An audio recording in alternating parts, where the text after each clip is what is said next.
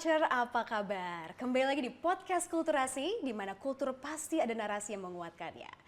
Nah, kalau kita berbicara tentang budaya Indonesia dan juga keberagamannya, pastinya kita semua setuju sepakat bahwa Indonesia ini mega diversity, begitu beragam, begitu kaya budaya kita. Nah, Indonesia sekarang seperti yang kita ketahui bersama memiliki Kementerian Kebudayaan, di mana yang menjadi sebuah bukti nyata bahwa kebudayaan bukan hanya pelengkap, tapi jika kita betul-betul kuasai dan juga kita manfaatkan, bisa menjadi fondasi dan juga arah bangsa Indonesia. Dan karena ini tahun baru, tahun 2026, Geng Culture, kali ini kita akan bahas dan juga refleksi 2025 seperti apa pencapaian Kementerian Kebudayaan dan juga strategi, dan mungkin kita minta juga nih nanti sedikit bocoran apa saja program-program yang akan dijalankan Kementerian Kebudayaan di tahun ini. Dan sudah bersama kita di podcast Kulturasi, Menteri Kebudayaan Republik Indonesia, Bapak Dr. Fadlizon. Selamat datang kembali Pak Menteri di podcast Kulturasi. Dan selamat tahun baru. Selamat tahun baru 2026 ya. Selamat tahun baru 2026. Nah, seperti kalau kita ngomong tahun baru nih Pak Menteri, biasanya kan yang selalu menjadi obrolan utama adalah kira-kira apa nih yang menjadi strategi atau tujuan kita merangkai. Sekarang kita mau tanya Kementerian Kebudayaan. Tapi sebelum kita tanya itu, kita mau refleksi dulu 2025. Seperti apa pencapaiannya? Karena kan banyak nih catatan-catatan penting dan juga keberhasilan Kementerian Kebudayaan. Bagaimana Pak Menteri melihatnya? Jadi terima kasih Sarah. Jadi Kementerian Kebudayaan ini kan kementerian yang relatif baru. Ya.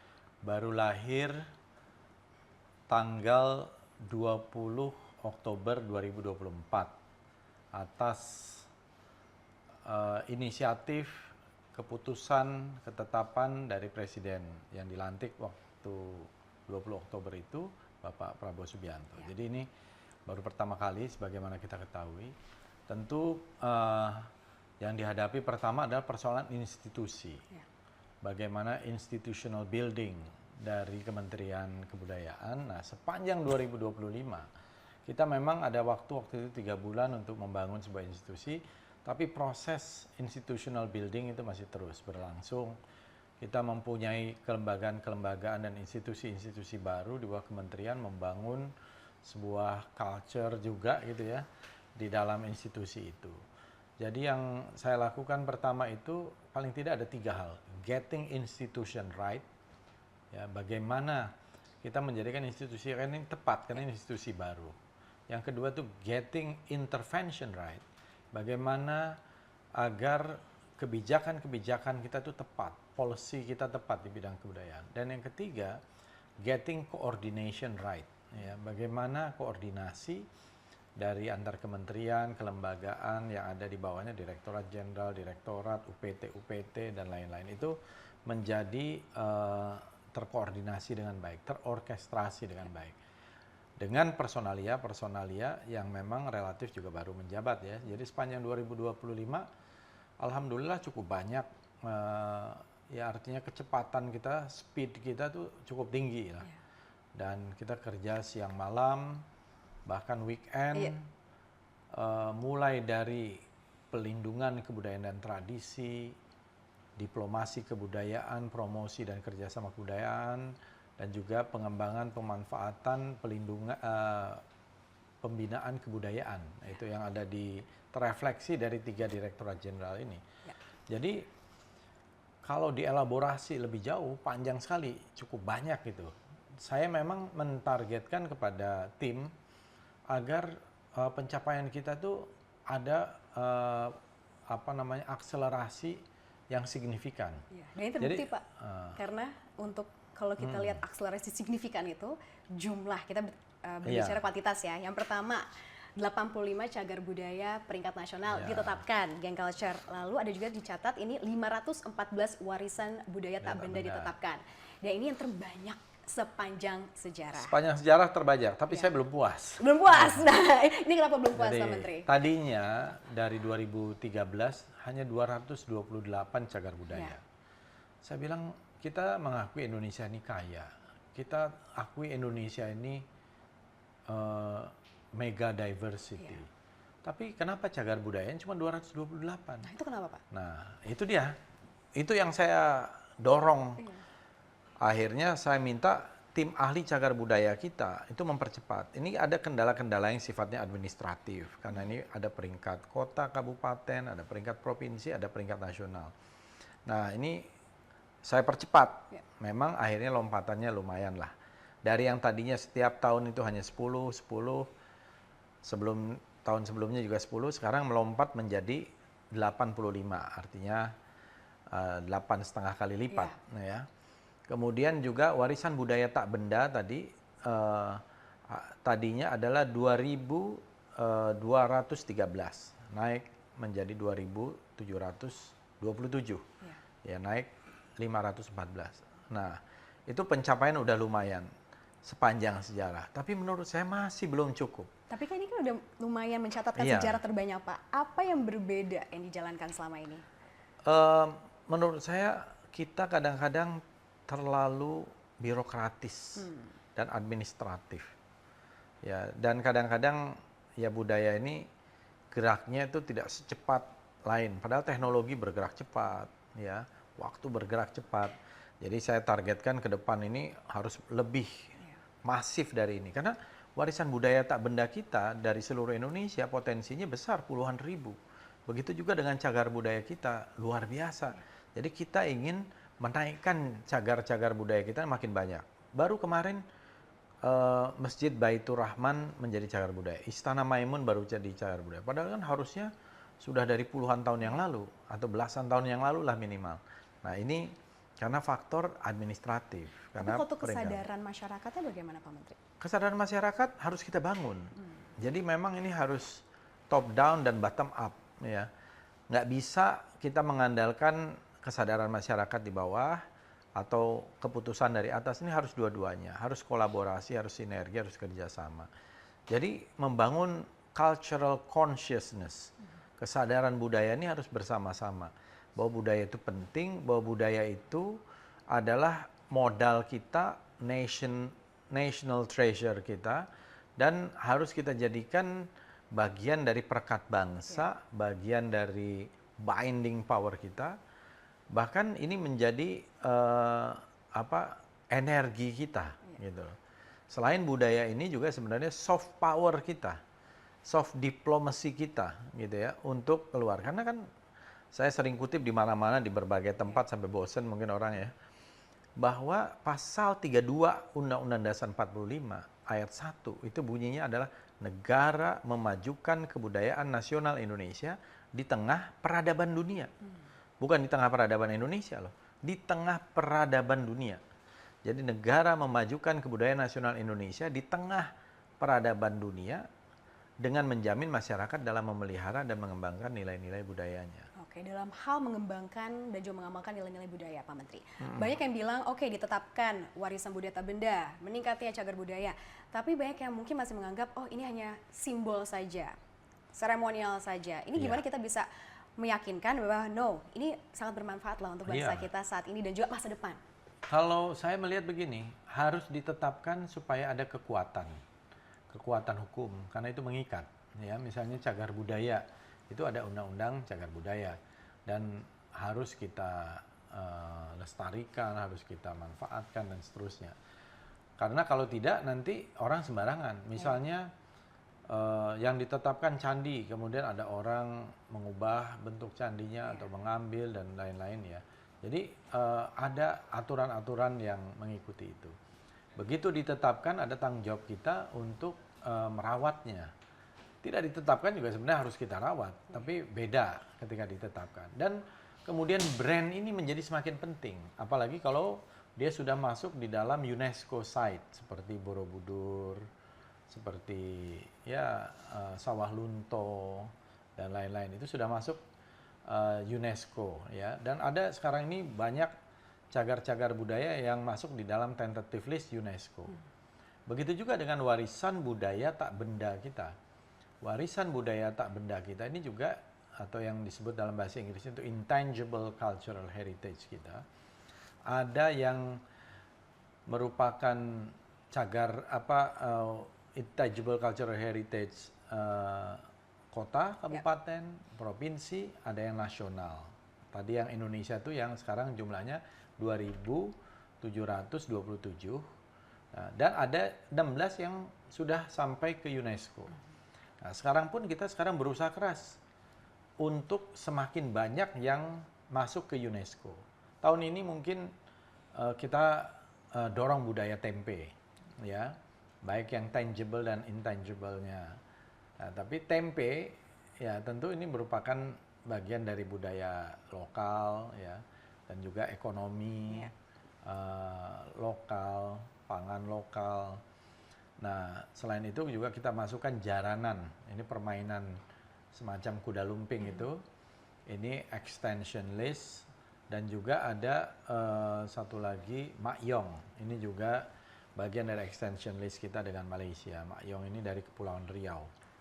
Nah, tahun depan kita harapkan lebih banyak lagi. Target saya lebih banyak lagi gitu. Karena harus ada perbedaan ketika ada Kementerian Kebudayaan dan sebelum ada Kementerian Kebudayaan. Sehingga karena ini fokus gitu. Dengan target lebih banyak, strateginya bagaimana, Pak? Nah, dengan adanya ini, kita juga sambil juga melakukan revitalisasi banyak cagar-cagar budaya, revitalisasi ada puluhan lah yang kita lakukan sekarang ini, tahun 2025 itu, misalnya yang rusak-rusak, yang bocor-bocor, kemudian ada yang di revitalisasi total, dan termasuk juga museum-museum. Nah, kita harapkan nanti akan semakin banyak orang mengapresiasi, semakin banyak orang datang. Nah, di hilirnya tentu di situ akan ada ekonomi budaya, ada ekonomi kreatif, ada industri budaya, ada merchandise, ada kuliner, ada pariwisata. Jadi mencari cuan juga ya Pak Menteri, Iya, ya harus. supaya itu memang dimanfaatkan. Ya, untuk apa kita merawat tapi tidak dimanfaatkan? Nah, itu dia. Jadi ini bagian yang ke depan itu sekarang semakin populer istilahnya itu Cultural and Creative Industry atau CCI. Memang semua negara mengarah ke sana. Apalagi kita yang potensi budayanya luar biasa. Mega diversity ya Pak Iya. Menteri. Nah, kalau misalkan kita mau jual budaya kita Pak, tanda kutip ya, agar bisa lebih cuan atau bisa dimanfaatkan secara nilai ekonominya. Banyak mungkin yang agak maju mundur karena kan untuk menjual sesuatu harus relevan ya Pak. Terutama di masa sekarang dengan kemajuan teknologi, globalisasi, mungkin dikasih twist atau fusion. Sejauh mana mungkin gen culture yang hendak atau mau berkreasi dengan kebudayaan yang ada, ini bisa memainkan pakemnya sehingga tetap ada unsur budaya Indonesia, tapi masih bisa nih relevan untuk mungkin mencari cuan secara global.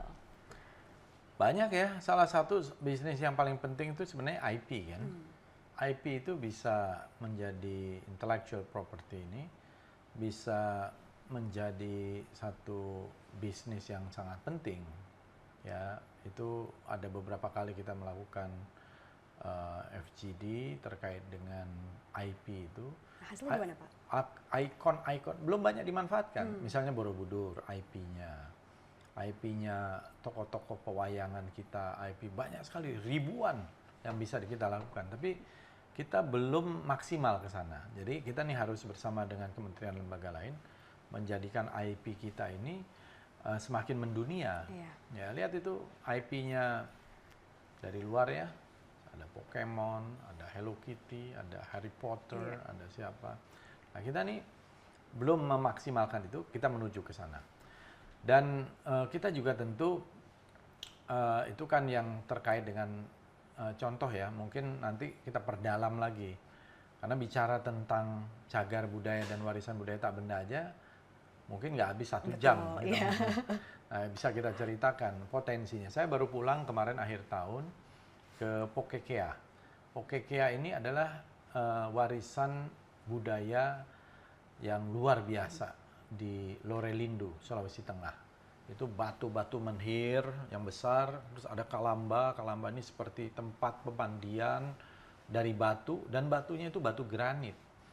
Itu dari dulu orang barat itu terkagum-kagum, dan banyak sekali penelitian-penelitian di sana, di Lorelindo. Ini situs umurnya antara 3.000, 4.000 tahun, bahkan ada yang 8.000 tahun. Jadi peradaban kita ini peradaban yang sudah lama sekali. Nah, kita berharap dengan adanya situs-situs cagar budaya yang ada itu, kita maksimalkan. Ini bisa menjadi pendapatan. Nah, pendapatannya gimana? Orang datang ke sana. membayar tiket. Masuk ya. Kemudian di situ ada UMKM. kuliner, UMKM, ada koperasi, ada merchandise, ya, ada merchandise-nya juga harus dibikin sedemikian rupa. Ada mug seperti ini, ada t-shirt, ada gantungan kunci mungkin ya, Segala macam segala rupa macam, ya. Iya. segala macam. Karena kebanyakan dari situs-situs di dunia, saya ini udah keliling misalnya contoh ya.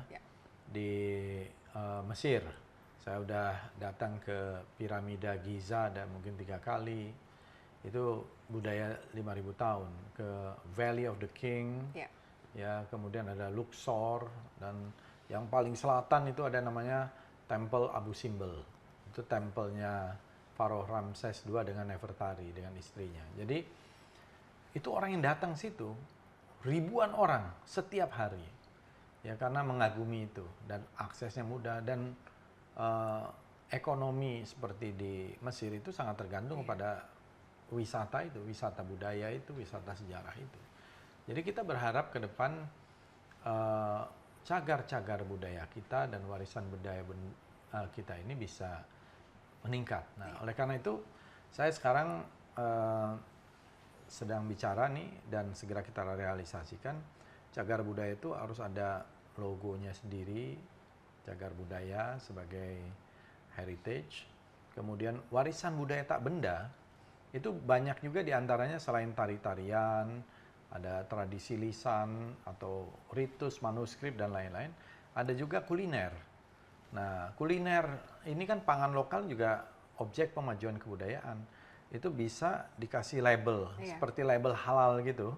Tapi ini namanya label warisan budaya tak benda Indonesia atau intangible cultural heritage. Apalagi setiap daerah punya iya, kekayaannya masing-masing. jadi kan beda, misalnya makan kue yang sudah menjadi intangible cultural heritage dengan yang tidak. Ini kan menyangkut masalah packaging dan branding. Betul. Dan storytelling. Iya, dan bukan hanya storytelling keluar, tapi mungkin geng culture storytelling ke sesama saudara Indonesia ya Pak. Ayam goreng Sumatera di Kalimantan nggak berbeda ya. Oke, nah membahas lagi tentang bagaimana kita harus saling mengenal Pak. Tidak kenal maka tidak sayang. Tadi Pak Menteri sudah menyinggung bahwa sudah meninjau dan melihat situs megalitik Lorelindo. Sebenarnya apa fungsinya atau manfaatnya geng culture atau Indonesia tuh betul-betul melihat datang langsung ke situs ini seperti yang di Mesir tadi kan ribuan wisatawan datang every single time, dan apa pentingnya untuk memahami sejarah dan juga peradaban bangsa Indonesia? Apa yang kita bisa pelajari sebenarnya sehingga bukan hanya sebagai tempat situs wisata saja gitu. Ya, itu untuk menunjukkan itulah dari situlah kita berasal. Jadi curiosity, keingintahuan. Manusia Indonesia itu dari mana sih datangnya? Asal usul kita ini dari mana? Nah, dari situ. Itu baru 8.000 tahun yang lalu. Kalau kita tarik lagi, mungkin nanti kita bikin sesi khusus, kita ngomongin soal koleksi Dubois dan era-era peradaban lebih tua lagi ya, Pithecanthropus erectus, Homo erectus dan lain-lain itu. Nah, ini kita baru bicara misalnya yang kemarin. 5.000 tahun, 8.000 tahun, kalau di dalam rentang perjalanan sejarah budaya dan peradaban kita, itu relatif baru. Kita itu sudah ada manusia Homo erectus di Indonesia itu sejak 2 juta tahun yang lalu, atau 1,8 juta tahun yang lalu. Manusia Indonesia sudah bisa melukis, menggambar di dinding-dinding gua sejak 51.200 tahun yang lalu. Jadi kalau sekedar 5.000, 8.000 tahun lalu tuh relatif baru. Nah, kemarin salah satu yang geng culture banyak membahas sih Pak, yang menjadi pembahasan di kanal Kementerian Kebudayaan dan juga Indonesia TV adalah situs Gunung Padang. Dan informasinya kan akan di ini ya Pak ya, kelanjutan, pemugaran kembali. Nah, seperti apa? Sedang dilakukan. Nah, itu seperti apa? Sehingga butuh data juga, salah satu menjadi pemahaman yang para geng culture tanyakan adalah bagaimana akurasi data-data yang dihimpun nanti. Ya, sekarang kan kemajuan teknologi informasi, kemajuan carbon dating itu luar biasa. Jadi kalau kita lihat dalam proses untuk carbon dating itu metodologi macam-macam. Saya bukan ahlinya, tapi ada thermoluminescence kalau nggak salah itu ya, ada sampai uranium series gitu. Nah itu ada tekniknya. Tetapi itu jelas budaya, bukan bikinan alam. Ya, Gunung Padang itu adalah produk budaya. Dan produk budaya yang sudah ribuan tahun.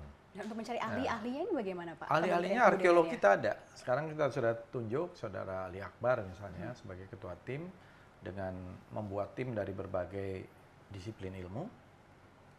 Dan sebenarnya penelitiannya kan sudah dilakukan beberapa waktu lalu dan terhentilah selama 10 tahun terakhir. Terus kita lanjutkan dan juga kita lakukan pemugaran. Karena harus kita pugar. Nah, pemugaran dan ini tahap pertama kemarin sudah selesai. Sekarang tahap berikutnya tahun 2026 ini kita juga berharap nanti ini menjadi salah satu, ya ini kan piramida ala Indonesia, Gunung Padang itu. Memang tidak seperti piramida Giza yang ada di Mesir tadi yang umurnya 5.000 tahun. Itu masif batu-batunya. Kalau yang di Mesir ada batunya yang beratnya sampai puluhan ton. Ya, limestone bahkan ada di situ. Nah, di kita ini batu-batunya batu-batu kolumnar, batu-batu yang bentukannya itu seperti kolom gitu ya, pilar-pilar. Tapi disusun. Jadi yang menyusun itu jelas manusia, bukan alam. Dan ditemukan juga satu bukti-bukti awal bahwa memang ada peradaban di situ yang berlapis. Nah, selalu peradaban itu berlapis. Nggak bisa hanya lapisan yang dulu kemudian berhenti. Biasanya tuh ada lapisan berikutnya. Dan itu akan terdeteksi sejalan dengan temuan-temuan yang ada di sekitarnya. Oke, dengan hasil temuannya ini bisa kita lihat kapan Pak? Karena kan pemugaran sudah baru dilanjutkan kembali. Ini kira-kira target Pak Menteri deh. Target kita lebih cepat lebih baik ya, tapi kan sangat tergantung pada tim ahlinya, kepada tim pemugaran, tim research, ya mereka yang lebih tahu schedule-nya. Kita harapkan sih dalam 2-3 tahun ini selesai. Nah, itu selesai dan kita bisa mendapatkan jawaban lebih komprehensif. Iya, tapi juga bisa terus-menerus. Borobudur itu puluhan tahun. Iya. Borobudur terdiri dari tahun 1800-an. Dibangun, dipugar juga berkali-kali. Sampai 100 tahun dipugar. Dan kalau Geng Culture mungkin penasaran apa sih ini dibahas, nanti bisa langsung aja cari linknya ya, karena sudah banyak pembahasannya di kolom komentar diskusi dan juga sama Pak Ali Akbar itu kita ada sesinya Pak Menteri waktu itu. Nah, tadi Pak Menteri sempat singgung tentang salah satunya ada repatriasi Javamen dari Belanda ke Indonesia. Apa makna atau arti strategis terutama bagi kedaulatan budaya Indonesia dan juga pemahaman sejarah kita dipulangkannya ini? Kembalinya Javamen dari Belanda yang sekarang artefaknya sudah ada di Museum Nasional, jadi memang harus dilihat Museum Nasional itu. Ini adalah penemuan fosil manusia purba pertama di dunia oleh Eugene Dubois tahun 1891. Ya. Dubois menemukan ini di Trinil di Jawa Timur, Trinil Ngawi ya Jawa Timur, dan Dubois ini mengumpulkan koleksi dan membawanya ke Belanda. Nah, saya waktu itu bertemu dengan Menteri Kebudayaan Belanda 2 kali. Menteri Kebudayaannya setiap kali beda-beda terus karena dia pergantian kementerian cepat banget. Jadi dalam 3 bulan, Juni waktu itu belum memberikan jawaban, September akhirnya memberi jawaban oke, segera bisa dikembalikan. Dan akhirnya langsung dikembalikan dalam sebuah upacara dan penandatanganan MOU. Kita berhasil mengembalikan 28.131 artefak koleksi Dubois dan sekarang secara bertahap dikirim ke Indonesia. Yang 4 masterpieces yaitu tempurung, gigi, kemudian ada femur, dan apalagi itu ya, yang ada goresannya, itu sudah ada di Museum Nasional sekarang. Jadi kita membuat satu pameran baru di Museum Nasional. Saya kira ini salah satu pameran paling hebat gitu ya, terkait dengan paleoantropologi, karena ada The Javamen. Javamen ini dulu disebut sebagai salah satu artefak missing link. Jadi dalam teori evolusi Darwin ada missing link. Nah, Dubois itu disebut sebagai the man who found the missing link. The missing link has been found, gitu ya Pak Menteri. Dan itu adalah artefaknya di Indonesia. Jadi kalau kita lihat, jadi ini pieces yang penting. Jadi itulah kalau kita bicara soal koleksi Dubois, dan ini melengkapi kedaulatan budaya kita, karena selama ini mereka bawa secara tidak sah ke luar negeri karena di dalam sebuah kolonialisme. Nah, kita minta secara etik mereka harus mengembalikan, karena mereka itu kan merampas hak-hak kita untuk meneliti, mengetahui, bukan hanya cerita, dan masyarakat mempunyai akses terhadap koleksi ini. Ya. Untuk masyarakat sendiri Pak, ini kan kata Pak Menteri tadi, oke, Java Man sudah pulang kembali ke Indonesia, kita bisa melihat langsung dan juga bisa belajar secara langsung, aksesnya semakin mudah. Bagaimana Pak Menteri melihat antusiasme warga Indonesia, terutama generasi muda ya, datang ke museum dan juga untuk mempelajari secara langsung? Semakin bagus. Saya melihat pengunjung Museum Nasional saja yang kemarin ini tiap hari itu rata-rata 10.000 ya sehari, dan berbayar. Nah, jadi berbayar itu Pak, banyak yang bilang kenapa harus berbayar? Ya harus berbayar dong. Mengapa? Kalau enggak, dari mana nanti museum itu memelihara dirinya sendiri? Seluruh museum di dunia juga berbayar. Ada yang donasi, ya. Tapi untuk mengapresiasi itu, tetapi misalnya kalau disabilitas tidak bayar, anak yatim piatu tidak bayar, lansia di atas 60 tahun tidak bayar. Kalau pelajar itu bayarnya murah. Kalau grup lebih murah lagi gitu ya. Subsidi silang lah ya Pak. Ya, subsidi silang. Tapi masyarakat umum kita minta bayar. Dan juga orang asing mungkin bayar, saya lupa berapa angkanya, 2 kali lipat atau 3 kali lipat. Itu biasa. Jadi karena museum itu juga perlu pemeliharaan, ya, supaya ke depannya itu ada sustainability, ada keberlangsungan, ya. Dan ini yang kita harapkan, ada keberlangsungan. Nah, dan kita terus memperbaiki karena ingin menjadikan Museum Nasional ini sebagai benchmark, sebagai standar, gitu ya. Dan kita harapkan sebagai standar, sebagai benchmark, Museum Nasional nanti diikuti oleh museum-museum provinsi, museum-museum yang ada di kabupaten kota, diikuti oleh museum-museum swasta, dan lain-lain. Nah, kita makanya juga mengajak filantropis, kalangan swasta, korporasi untuk ikut terlibat, dan saya mendirikan namanya Board of Trustees atau Dewan Penyantun dari museum dan cagar budaya. Nah, dan kita dengan cara kita membayar museum juga merupakan tanggung jawab kita ya Pak. Dan iya. juga itu kan apresiasi kita. Oke. Itu apresiasi kita terhadap artefak dan benda-benda budaya gitu, supaya juga terpelihara dengan baik. Nah, itu dia King Culture, harus diingat ya. Nah, berbicara lagi tadi kan Pak Menteri sebutkan bahwa banyak juga wisatawan mancanegara datang ke Museum Nasional contohnya untuk belajar tentang budaya Indonesia. Dan salah satu program yang akan dijalankan adalah Rumah Budaya Indonesia di luar negeri. Itu seperti apa Pak? Planningnya dan juga urgensinya, mengapa kita butuh ada Rumah Budaya Indonesia di berbagai negara? Tadi kan kalau konstitusi kita ngomong, ya bicara itu tentang bagaimana memajukan kebudayaan nasional Indonesia di tengah peradaban dunia. Nah, salah satu etalase peradaban dunia itu adalah rumah-rumah budaya yang ada di negara-negara lain. Nah, kita perlu ada rumah-rumah budaya, etalase-etalase di luar itu. Dan itu menjadi bagian dari promosi budaya, bagian dari diplomasi kebudayaan kita. Makanya ada Direktorat Jenderal Diplomasi Kebudayaan, Promosi, dan Kerjasama. Jadi untuk lokasinya, cara menentukan kan Indonesia luas ya Pak ya? Idealnya di semua negara yang kita mempunyai perwakilan. Idealnya ya Pak ya? Realistisnya bagaimana Pak? Realistisnya kan anggaran kita terbatas. Dan juga ada tentu target-target di mana yang penduduknya besar atau yang mempunyai kaitan koneksi dengan Indonesia. Misalnya Belanda. Kan punya koneksi yang kuat dengan kita. Makanya sudah ada di sana Indonesian House of Amsterdam gitu ya.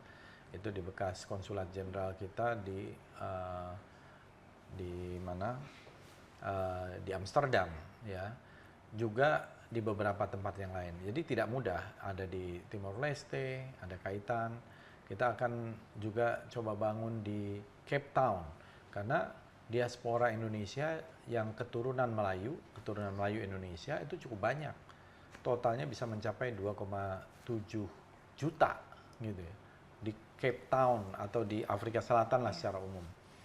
Nah, banyak ya itu yang terkait dengan rumah budaya di berbagai tempat. Nanti isinya apa aja Pak? Misalkan Geng Culture nanti mau jalan-jalan ke negara-negara yang sedang diwacanakan dibangun, apa yang kita bisa lihat atau nantikan? Ya, benda-benda budaya Indonesia, kemudian warisan budaya tak benda Indonesia.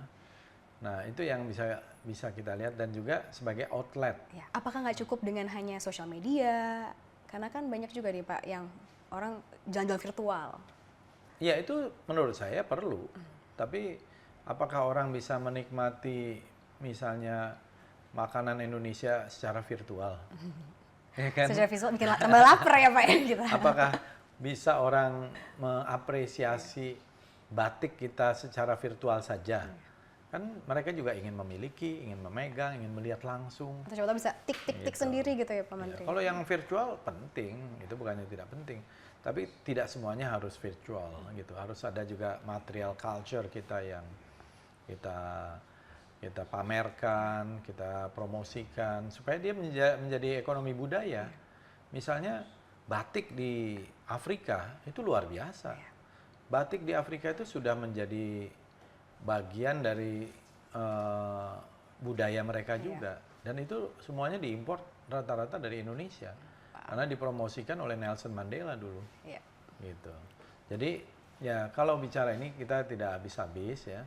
Tapi mungkin tema yang terkait dengan cagar budaya dan warisan budaya tak benda ini baru sebagian. Nanti mungkin next episode kita bicara soal film dan musik atau bicara tentang yang lain. Saya kira secara tematik aja. Pasti. Karena kalau secara umum ini kita bisa 24 jam nggak selesai. Betul Pak Menteri. Dan saya yakin juga Geng Culture nih yang lagi nonton, mungkin mereka banyak pertanyaan juga sama Pak Menteri. Nanti kalau sesi-sesi dengan Pak Menteri berikutnya kita boleh ya? Ya boleh, kalau bisa Silakan. live gitu loh. Live, nah itu dia Geng Culture. Kalau bisa live, Jadi kita bisa interaksi. Betul, pertanyaan apa aja bebas ya Pak. Iya. Geng Culture silahkan, ada pertanyaan apa untuk Pak Menteri langsung tulis ya di kolom chat. Iya. Nah tapi kalau kita lihat nih juga nih Pak, refleksi 2025, karena kan tahun baru ya, penuh dengan refleksi. Rangkaian kerja Pak Menteri begitu padat. Kebijakan, orkestrasi, kunjungan kerja, diplomasi budaya bahkan. Ini bagaimana Pak Menteri ini bisa menjalankan secara konsisten nih Pak? Rahasia apa sih Pak? Teamwork, koordinasi. Nah, jadi memang membutuhkan satu teamwork yang kuat, kerja keras, dan passion gitu ya. Jadi sejak awal saya bilang pada eselon 1, eselon 2, para pejabat kita ini harus punya passion. Karena kalau tidak punya passion ini jadi beban. Tapi kalau kita ada passion di sini, ada semangat dan mempunyai kecintaan pada budaya, ini tidak akan menjadi beban. Ya, ini bisa menjadi bagian dari justru proses untuk mengakselerasinya itu jauh lebih cepat kira-kira gitu. Jadi waktu kita kan terbatas ya. Dan banyak sekali saya kira PR kebudayaan kita, terutama membangun ekosistem ya, misalnya di bidang pengembangan, pemanfaatan dan pembinaan kebudayaan itu membangun ekosistem sastra, ekosistem musik, ekosistem film, ekosistem seni pertunjukan dan ekosistem lain cukup banyak. Belum lagi nanti bicara manajemen talenta, bicara budaya digital. Jadi harusnya per topik saya kira itu yang harus diangkat sehingga kita bisa mengeksplorasi apa yang sudah kita lakukan. Jadi cukup banyak. Dan alhamdulillah sekarang pencapaian misalnya tadi kedatangan orang ke museum luar biasa. Ada kenaikan sampai 400%.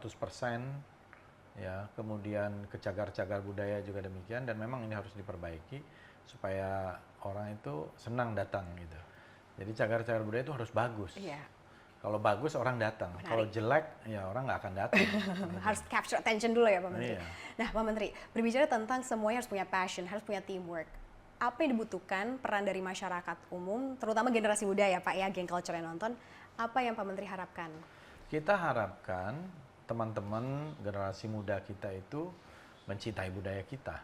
Dengan cara apa? Mencintai? Mencintai itu dengan tahu dulu.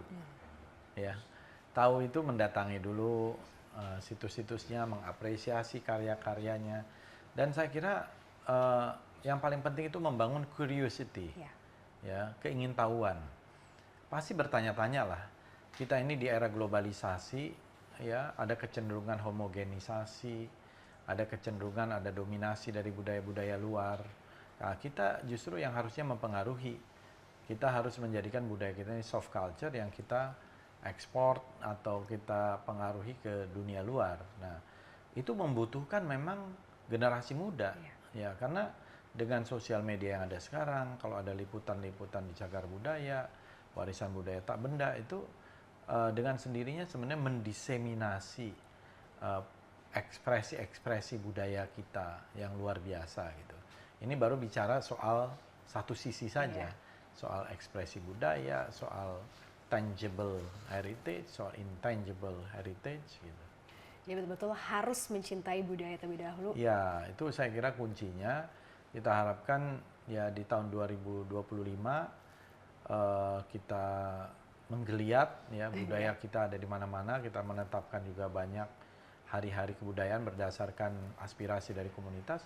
Di 2026 ini kita bisa berlari lebih kencang lagi untuk memajukan kebudayaan nasional kita. Oke, dan tahun 2026 Pak, jika ada bisa satu kata untuk menggambarkan Kementerian Kebudayaan, apa nih?